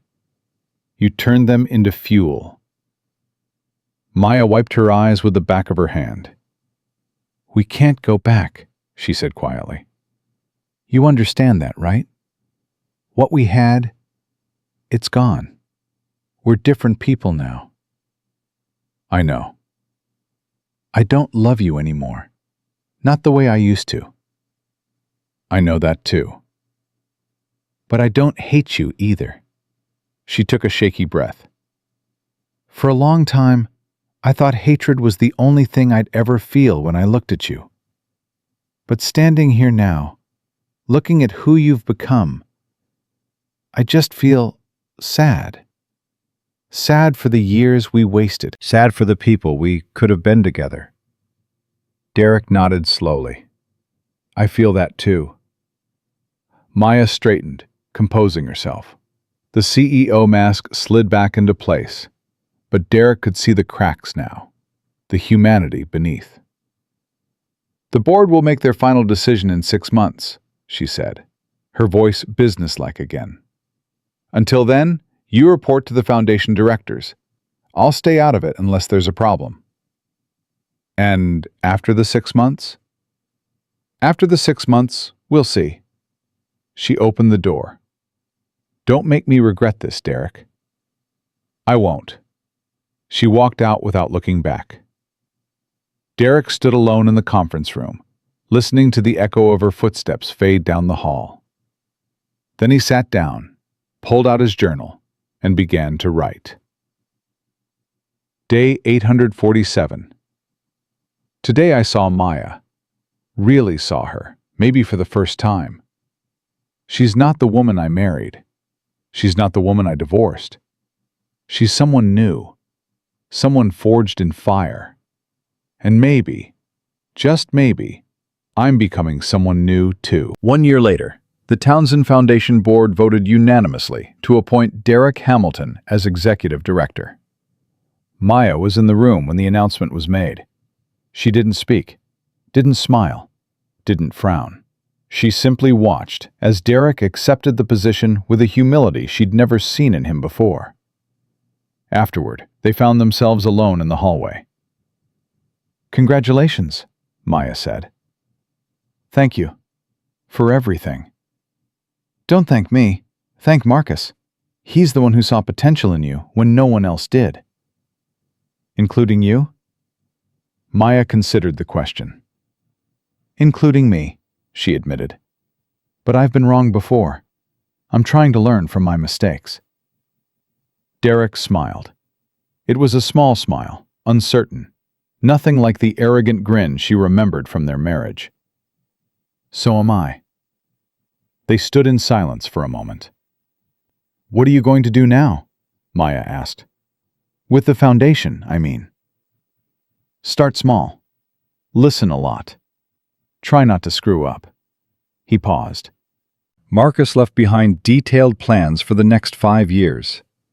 I'm going to follow them as closely as I can. And when I have to make my own decisions, I'm going to ask myself what he would have done. Maya nodded slowly. That's a good answer. I've had time to think about it.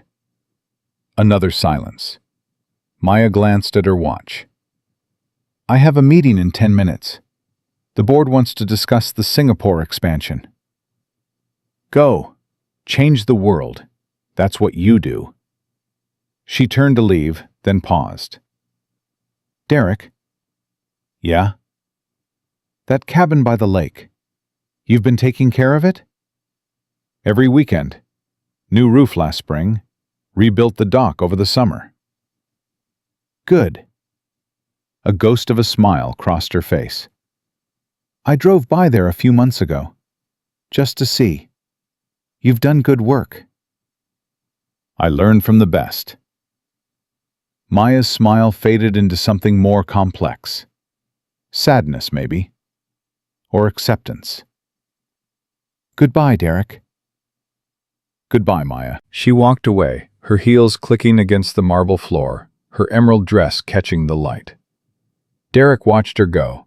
She didn't look back. She didn't need to. They were both, finally, free. That night, Derek drove to the cabin one last time. He sat on the porch, the same porch where Maya had written her journal entries all those years ago, and watched the sun set over the lake. The water was golden, then pink, then deep purple as the stars began to emerge. He opened his journal to a fresh page and wrote, Day 1212. Today I became the person Marcus Townsend believed I could be. Tomorrow, I start proving him right. I don't know what the future holds. I don't know if I'll succeed or fail. But I know this. I'm finally building something that matters. Not for money, not for ego, for redemption. Maya taught me that the best revenge is living well. But she also taught me something more important. The best redemption is becoming someone worthy of the second chance you've been given. He closed the journal and looked up at the sky. Somewhere across the city, Maya Richardson was probably working late, building her empire, changing the world one deal at a time. She'd never love him again. They'd never be what they were. But that was okay. Some things can't be repaired. Some bridges, once burned, stay ashes forever. The wisdom isn't in trying to rebuild what's lost. It's in learning to build something new. Derek Hamilton stood up, stretched his back, and walked into the cabin. Tomorrow, he would start his new job. Tomorrow, he would begin the hardest work of his life. But tonight, he was at peace. Not because he'd won, not because he'd been forgiven, because he'd finally stopped running. And in that stillness, he'd found something he'd been searching for his entire life. Himself. The woman who signed the divorce papers without shedding a single tear didn't do it because she was weak. She did it because she knew, had always known, that the greatest victory isn't in destroying your enemies. It's in outliving their expectations. Maya Richardson didn't just survive her worst moment.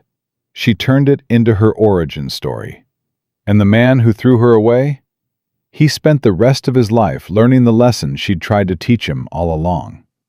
That love isn't about possession. That success isn't about accumulation. That forgiveness isn't about forgetting. It's about becoming someone worthy of the grace you've been given.